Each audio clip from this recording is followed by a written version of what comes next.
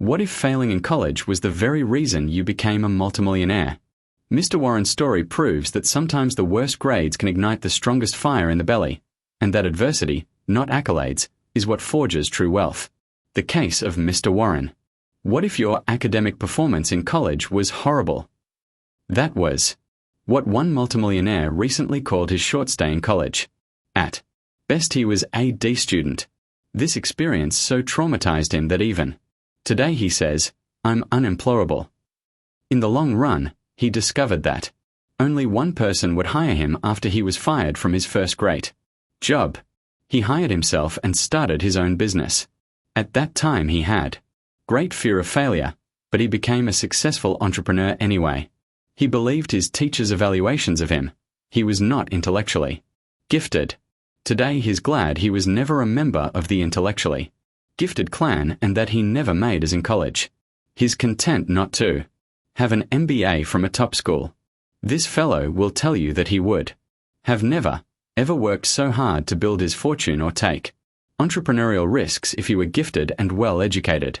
He contends that he would have accepted a cushy corporate position, and he would never have achieved or been motivated to succeed. Why did he eventually succeed? The following case study details the experiences of this remarkable character. I have often said that some adversity is essential in bringing out the best in people. Some call it character. Mr. Warren not only has a lot of character, but he also is a character. He recently sold his $30 million carpet business and sort of retired. He now invests his own money for a living.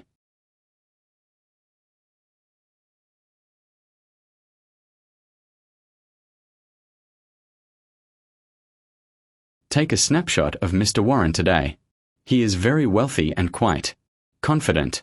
He lives in a fine home, dresses well, although casually, and enjoys life.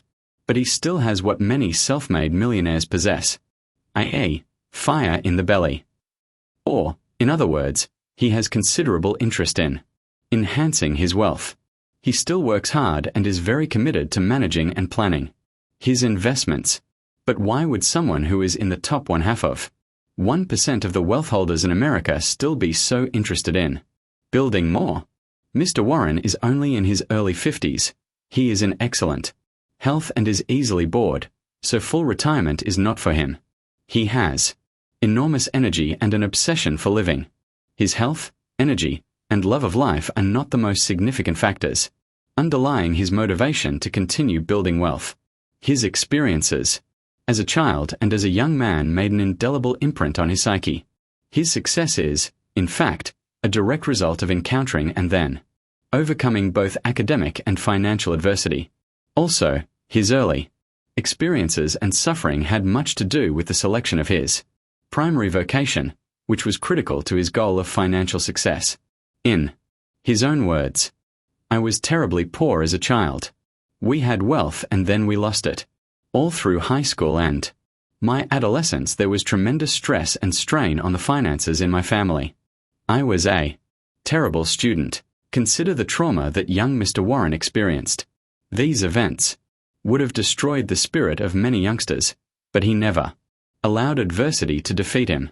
In fact, he maintains that the tough journey molded him into a success. Part of the reason Mr. Warren did poorly in school was directly attributable to the financial problems he and his parents had to deal with each day. It took me longer, more than 4 years, to get out of high school. Most of the time I was doing things to hustle. I hustled to make money. I dropped out of college to make money. Mr. Warren made enough money to fund his first 2 years of college. But then the unexpected happened and he had to quit college. At the age of 20, when he was just starting his junior year, Mr. Warren got married. I came home, got married and had a baby right away. So again, a reversal. Mr. Warren was now a college dropout with a family, a young man with a lot of responsibility but little in the way of financial resources. In spite of his circumstances, he was undaunted. He realized that his part-time job as a night clerk at a hotel would never support his growing family, so he searched for other opportunities. Instinctively and almost unconsciously, he looked for a job that would let him utilize his natural gifts better. Although it was not yet fully apparent, Mr. Warren was born to sell. He is what I have often referred to as an ESP, an extraordinary sales professional. He sold a variety of products door-to-door while he was in high school and college, and so, while he was losing confidence in himself as a student, Mr. Warren was gaining some pride through his income-producing activities. A certain event on Mr. Warren's wedding day had a lot to do with him later becoming a multimillionaire. On that day, his choice of the industry that made him a success was established. Coming back from the wedding, I wasn't employed full-time. I felt like kind of a duffer, a night clerk in a hotel. I passed by a brand new Macy's. I went in and applied for a job.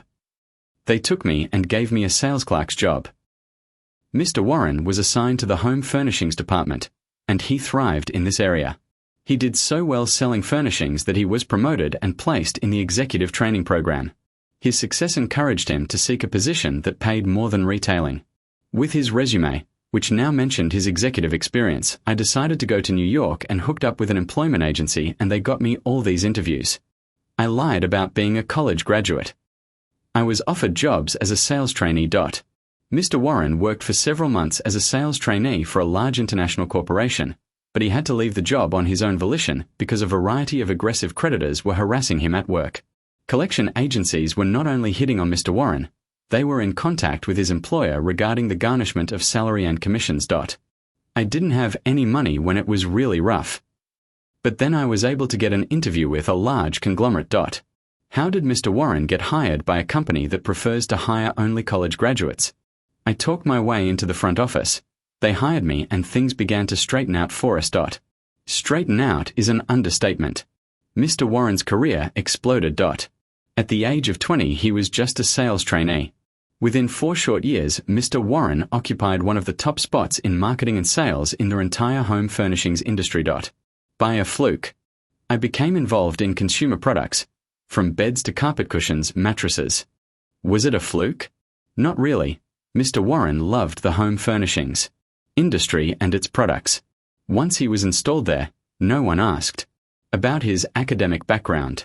He was particularly interested in the floor covering business, and this affection led him into the carpet cushion segment of the industry. Before I knew it, when I was 25 years old, I actually became the prodigy of the carpet cushion industry in New York, probably the best job in the carpet industry at that time. Sometimes I think about it. It was unbelievable. At the age of 25, Mr. Warren was earning several hundreds of thousands of dollars annually, and he was in the top 1/10% of all income-earning households in America. But that's not all. It was a terrific job. Big office in New York, unlimited expenses, slush funds, millions of dollars at my disposal to do whatever, marketing and public relations, I chose. I traveled all over, first class. I had a suite on 59th at Park Avenue. I was at Diamond, Jim, the barbers, the tailors came to my office. Why would any corporation pay a 25-year-old college dropout hundreds of thousands of dollars annually and give him the discretion to dole out millions of dollars for marketing and related activities? The answer is quite simple. Mr. Warren performed extraordinarily well. He was responsible for major multimillion-dollar accounts. He made lots of money for his employer, and he was justly rewarded. But all during this time, Mr. Warren thought he was dreaming. How could a college dropout with AD average be successful? It was unreal, unbelievable. Mr. Warren was so productive at selling carpet cushion because even at the age of 25, he had a great deal of sales experience. In high school he'd sold everything from cutlery to carpets, and he did it the hard way, on his own and paid by commission only. He was paid only when he performed. He was a tenacious door-to-door cold caller. Later, he discovered and appreciated the fact that selling millions and millions of dollars of carpet cushion is much easier than selling knives and forks. Door-to-door. Mr. Warren possessed many of the essential traits common among ESPs. He was personable, tenacious, and persuasive.